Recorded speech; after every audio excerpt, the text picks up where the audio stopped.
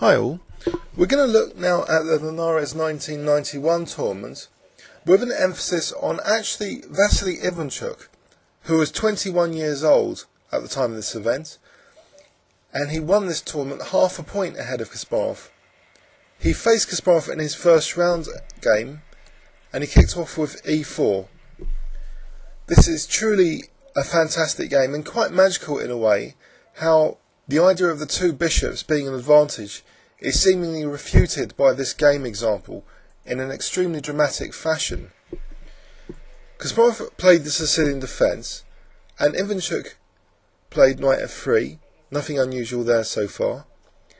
After d6 though, he played bishop b5 check, so a surprise already on move 3.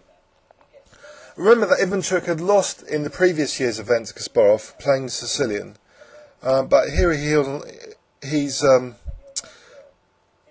playing Kasparov again, but with this innovation now, bishop b5 check. Kasparov played knight d7, and now Ivanchuk played d4.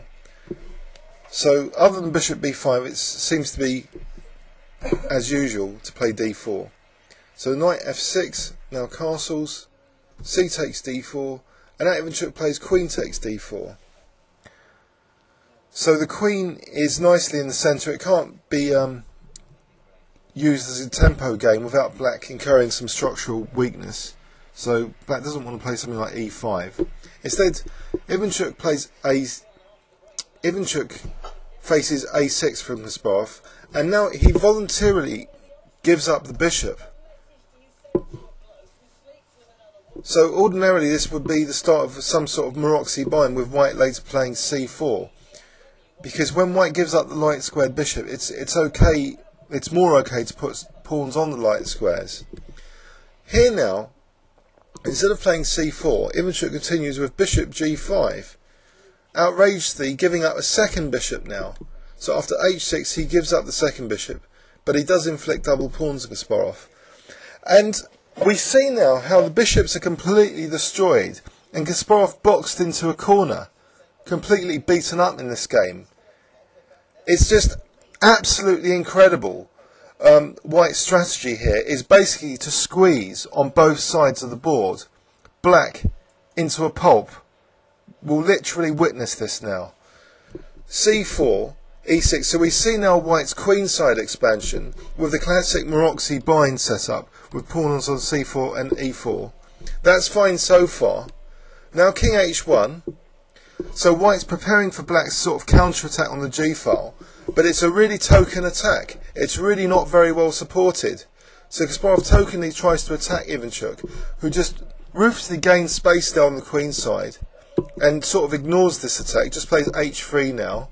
These two bishops are sort of impotent now. So b4, squeezing Black on the queen side first.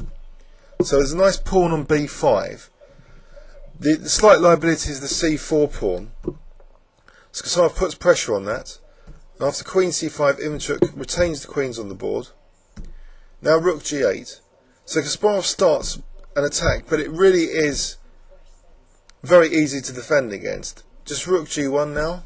So queen f4, rook ef1. So it seems a bit silly to put these rooks like this.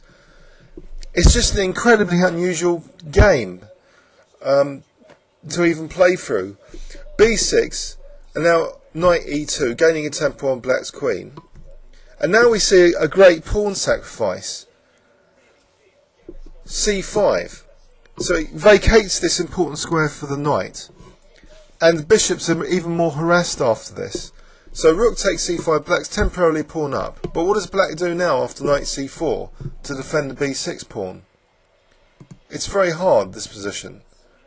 Rybka actually thinks White has a slight advantage here. So king f8 is played. Knight takes b6. So the bishop goes humbly back to e8. These bishops are still completely useless and are about to get even more useless. Note how White has squeezed on the queen side now with this b5 plan. So now it's just left to squeeze on the king side. So f4, getting the pawn to f5, is a symmetrical kind of strategy. And that's the beauty of this game, is that White first gave up his bishop his light square bishop, then gave up his dark square bishop, then squeezed on the queen side, and now is squeezing on the king side. So b5 followed by the f5 strategy. There's a remarkable strategy symmetry I haven't actually seen before. So e takes f5, rook takes f5. Now rook c1, so threatening rook c8, ominous threats, or rook c7. It's very dangerous for the black king. So Kasparov plays king g7, which gives Ivanchuk the opportunity to play the move g4, which actually really works in this position. Black can't do hg. That would be terrible. Queen g3 check, and then queen takes g8. So black has to play rook c5. So white's got these lovely pawns now on g4 and f4. Ivanchuk snaps off the rooks and plays knight c8. So these bishops are getting further harassed. These poor bishops are just getting squeezed, as well as black's position on both sides of the board. Queen d8. So this bishop's now being harassed. Kasparov desperately plays queen g6 here, giving up this bishop temporarily, or saying, please Ivanchuk, take the bishop so I can get some counterplay with queen d3. It probably doesn't even work. Let's have a look with Rybka. Queen takes e8, queen d3, rook g2. Does this just about give black any compensation, this kind of continuation? Maybe. So Ivanchuk didn't want any of this. He just stopped Kasparov getting any counterplay at all. He played f5 here, blocking the queen. After queen h6, he stops again the queen coming in with g5. And after queen h5, he stops the queen coming in again with rook g4, sacrificing the f pawn temporarily because of knight f4. Another beautiful vacation move. Square vacation, like the square vacation on c4. It's just the symmetry again for the third time. A symmetrical plan. And notice now after queen h8 how the black pieces are completely boxed in. It's like Fischer random or something. It's like a Fischer random start position Kasparov is being forced into. And it's actually a forced mate in 3 now. Just queen f6 check, king h7, and rook takes h4 mate. Kasparov completely obliterated in the Linares 1991 tournament first round against the 21-year-old Ivanchuk, who is, by the way, the current world rank number 2, 2787 in 2007. We haven't seen the last of Ivanchuk, and this game was played way back in 1991.